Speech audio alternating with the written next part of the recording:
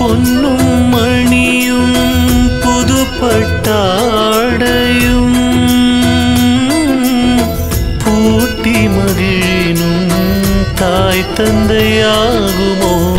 தந்தை அனுமன் அவர்கள் எங்கே? அனுமன் என் வேலையாக சென்றிருக்கிறார். என் காரியத்தை முடித்துவிட்டு சீக்கிரமே திரும்புவார்.